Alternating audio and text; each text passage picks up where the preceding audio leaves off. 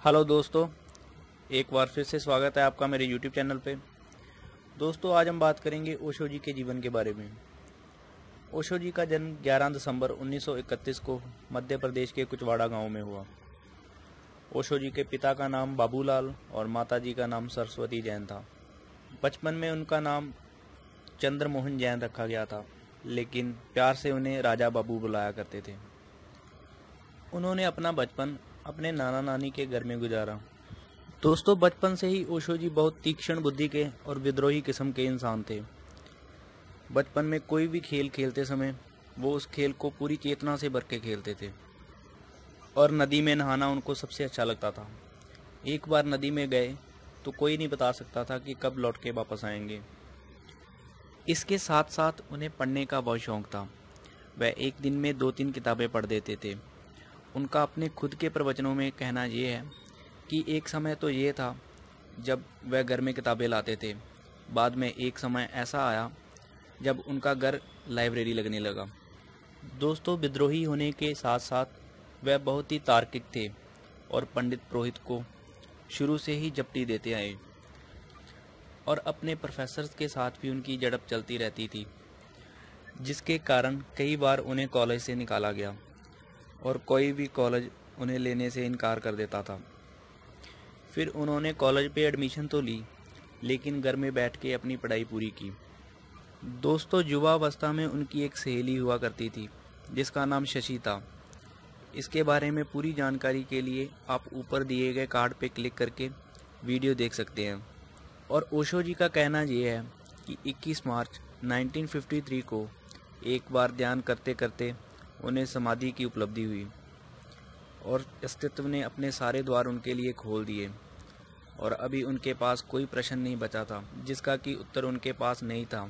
फिर भी उन्होंने अपनी पढ़ाई जारी रखी और 1957 में सागर यूनिवर्सिटी में से एमए की डिग्री प्राप्त की।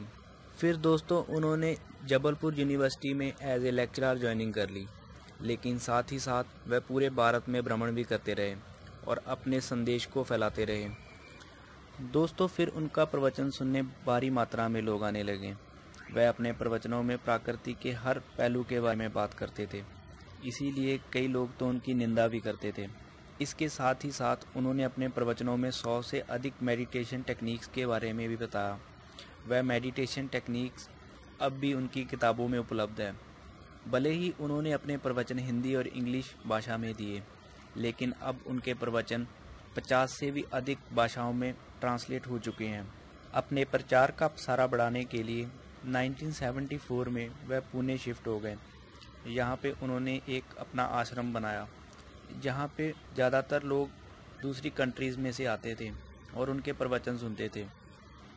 दोस्तों, पुणे में ओशो जी 7 साल तक रहे और हर सुबह 90 मिनट का प्रवचन दिया करते थे। फिर 1981 में वह अमेरिका में चले गए, जहाँ पे उनके शिष्यों ने ओरेगन नाम की जगह पे 100 स्क्वायर माइल से भी ज़्यादा ज़मीन खरीद रखी थी।